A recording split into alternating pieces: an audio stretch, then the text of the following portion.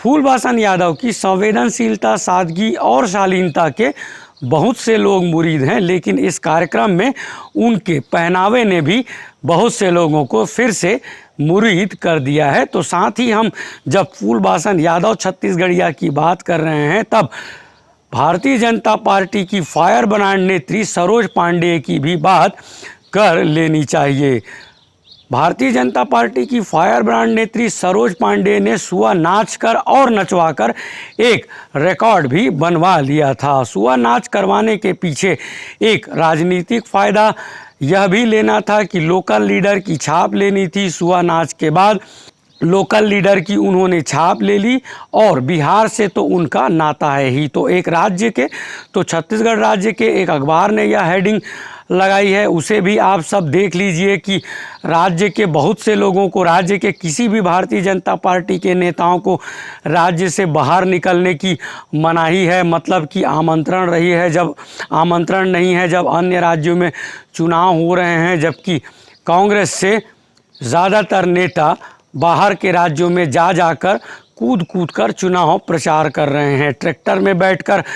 छत्तीसगढ़ में एक्टिव चंदन यादव के लिए चीफ मिनिस्टर भूपेश बघेल ने बिहार में रैली आदि भी की है।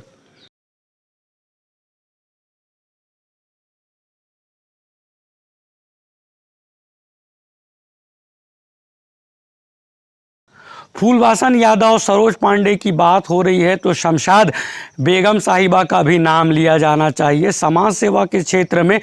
दो शख्सियतें हैं, फूलबासन यादव और शमशाद बेगम, जिन्होंने कई अवार्ड जीते हैं। लेकिन मेरा निजी मत है कि राजनीति के ज़रिए तो कम से कम सेवा नहीं की जा रही है। जब एक निजी कंपनी ने फूलबासन यादव को लपक लिया है, उनके कामों को सराहा है, तो देखना होगा राज्य की दोनों बड़ी पार्टियां, राज्य की दोनों ही शख्सियतों ने, जिन्होंने सरकार में रहे बगैर,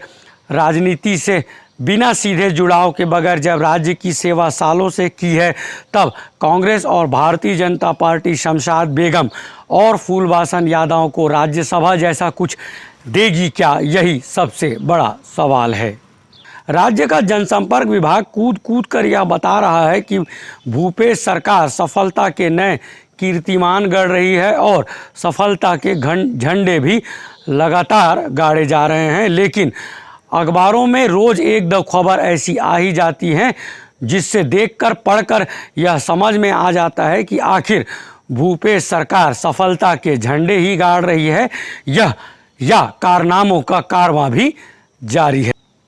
राज्य का जनसंपर्क विभाग कूद कूद कर यह बता रहा है कि भूपेश सरकार सफलता के नए कीर्तिमान गढ़ रही है और सफलता के झंडे भी लगातार गाड़ रही है। लॉकडाउन के दौरान सरकार ने यह दावा कर दिया, लॉकडाउन अनलॉक के दौरान सरकार ने यह दावा कर दिया कि राज्य में 545 नए उद्योग लगे हैं और इन उद्योगों के लगने से 10,000 से ज़्यादा लोगों को रोजगार मिला है। राज्य सरकार ने पहले यह बताया, फिर बाद में सरकारें अक्सर यह रिपोर्ट्स और सर्वे आदि का सहारा लेती रहती हैं चेहरा चमकाने के लिए। तो हाल के दिनों में भूपेश सरकार ने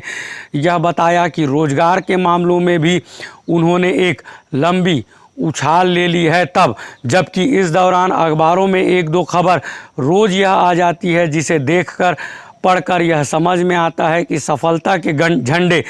कितने गाड़े जा रहे हैं यह तो नहीं पता, लेकिन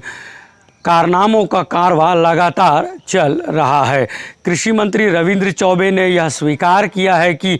राज्य में किसानों से धान की खरीदी बहुत जल्दी नहीं होने वाली है, चूँकि बारदानों की कमी है। जब भूपेश सरकार नए कीर्तिमान और सफलता के झंडे गाड़े जाने का दावा कर रही है, तब छत्तीसगढ़ सरकार से यह कौन पूछेगा कि आखिर बारदानों की कमी क्यों है। एक इंग्लिश अखबार में छपी खबर के मुताबिक भूपेश सरकार ने, सीएम भूपेश बघेल ने बस्तर में 4-5 स्टील इंडस्ट्री लगे, इस बारे में अपनी इच्छा जाहिर कर दी है। सामाजिक कार्यकर्ता आलोक शुक्ला ने चीफ मिनिस्टर भूपेश बघेल की आलोचना की है। उन्होंने जो लिखा है उससे ज़्यादा महत्वपूर्ण यह भी है कि आलोक शुक्ला के एफबी वॉल पर एक सज्जन ने लिख दिया, जो सीधे सीधे 30% कमीशन इस सरकार को देगा, इंडस्ट्री उसी की ही लगेगी। तो डॉक्टर संजय शुक्ला ने यह लिखा है कि छत्तीसगढ़ सरकार को एक बार सोच लेना चाहिए इंडस्ट्रीज़ के बारे में। तो दूसरी ओर जहां चीफ मिनिस्टर रहे डॉक्टर रमन सिंह ने अपने कार्यकाल में अपना चेहरा चमकाने के लिए और मीडिया हाउसेस को पालन पोषण के लिए जब जांच जारी है, तब अखबारों में इस तरह की खबरें छपा करती थी कि अलॉटेड बजट से ज़्यादा खर्च किया है डॉक्टर रमन सिंह की सरकार ने जनसंपर्क विभाग में अलॉटेड बजट से ज़्यादा विज्ञापन दिए जाने की खबरें छपती रही हैं। चीफ मिनिस्टर भूपेश बघेल समिति, कमेटी और एसआईटी के लिए जाने जाते हैं। भूपेश सरकार ने डॉक्टर रमन सिंह के कार्यकाल में हुए कई फैसलों की जांच एसआईटी समिति के जरिए करवाने का जो सिलसिला बरकरार रखा हुआ है, उनकी रिपोर्ट्स का तो अता पता नहीं रहता है, लेकिन डॉक्टर रमन सिंह के फंडिंग से जो मीडिया हाउसेस फलते फूलते रहे थे, उन्होंने भी पूर्व मुख्यमंत्री डॉक्टर